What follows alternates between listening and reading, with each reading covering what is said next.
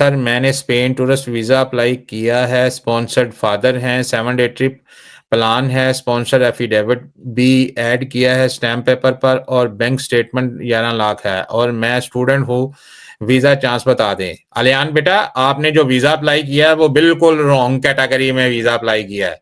Student हैं आप और आपके पापा जो है वो वहाँ पे जो है वो रेज़िडेंट परमिट होल्डर होंगे, तो अगर वो आपको स्पॉन्सर करते हैं तो एफिडेविट पे स्पॉन्सर नहीं होता, उसके लिए जो है वो स्पॉन्सर लेटर जो है वो वहाँ पे एक्स्ट्रा खेरिया से लेना पड़ता है कि वो आपको स्पॉन्सर करती हैं। लेकिन जिनके माँ-बाप जो है वो यूरोप में हैं और बच्चे जो है वो विजिट वीज़ा पे जाना चाहते हैं, उनका जो वीज़ा लगने की जो रेशियो है वो सिर्फ 5% है।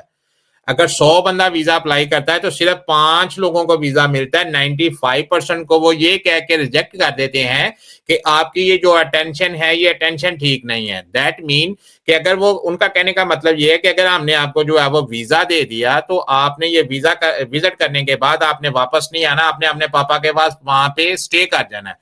तो बेटा इसका सिंपल और इजी हल जो है वो ये होता है कि अगर आपके पापा वहां पे रेजिडेंट परमानेंट होल्डर है या नेशनैलिटी होल्डर है, कोई भी होल्डर है, कोई करंट इसमें नहीं है, रेजिडेंस परमानेंट है या नेशनैलिटी है, परमानेंट है या टीआरसी है, टेम्परेरी है, कोई फर्क नहीं पड़ता। आपके पापा वहां पे आपके पेपर वहां पे एक्साखेरिया में जमा करवाते फैमिली रियूनिफिकेशन के, रिएग्रुपासियोन फामिलियार बोलते हैं इसको हम स्पेनिश लैंग्वेज में। ये वीडियो जो है वो आप अपने पापा को भी दिखा सकते हो। तो ये वीडियो हम इसीलिए रिकॉर्ड करते हैं कि अगर किसी को ये ना समझ आए तो बाद में कोई भी देख सकता है कि अगर किसी का कोई बंदा, बाप, भाई, माँ, बेटी अगर यहाँ पे है तो वो विजिट वीजा अगर अप्लाई करेंगे तो उनके चांसेस जो है वो कम होते हैं। अगर वो फैमिली रियूनिफिकेशन वीजा अप्लाई करते हैं तो उसके चांसेस जो है वो 99% होते हैं।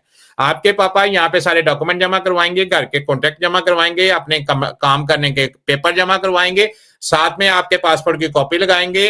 वो सारे पेपर जो है वो एक्साखेरिया में जमा करवाएंगे। एक्साखेरिया हम कहते हैं यहाँ पे जो होम ऑफिस होता है, जो इमिग्रेशन का ऑफिस होता है, जो ये सारे प्रोसेस को देखता है। एक्साखेरिया में वो पेपर जमा करवाएंगे, यहाँ से प्री अप्रूवल निकलवाएंगे। प्री अप्रूवल का मतलब ये होता है क्योंकि आपके पापा यहाँ पे और आपके पास ये राइट्स है, आप अपने पापा के पास वीजे के ऊपर जा सकते हैं। ये परमानेंट वीजा होगा, आप वहां से जो है वो वीजा लगवा के यहाँ पे आएंगे, यहाँ पे आप सारी जिंदगी आप अपने पापा के पास रह सकते हैं।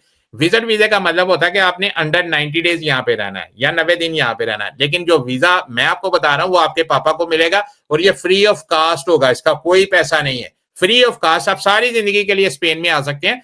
अगर आप पाकिस्तान में पढ़ रहे हैं, आप यहाँ पे आए, अपना यहाँ से टीआरसी लें, वापस चले जाए, वहां पे पढ़ते रहें, आपके पापा की बेस के ऊपर आपको मिला हुआ है, आप वहां पे पढ़ते रहें। जब आपने वापस आना होगा 90 दिन के अंदर, 180 दिन आप पाकिस्तान में रह सकते हैं, 180 दिन से पहले पहले आप यहाँ पे आ जाए। तो यहाँ पे आ गए, यहाँ फिर पाकिस्तान से आप सारे डॉक्यूमेंट वहां से लाएं और यहाँ पे आके यूनिवर्सिटी या कॉलेज में जिसमें भी आप पढ़ रहे हैं वहां पे एडमिशन ले लें। आपके पापा वहां पे फीस दे के आपको पढ़ा रहे हैं, यहाँ पे आपने यूरोप में आके फ्री पढ़ना है क्योंकि आपके पापा यहाँ पे टैक्स पेयर है।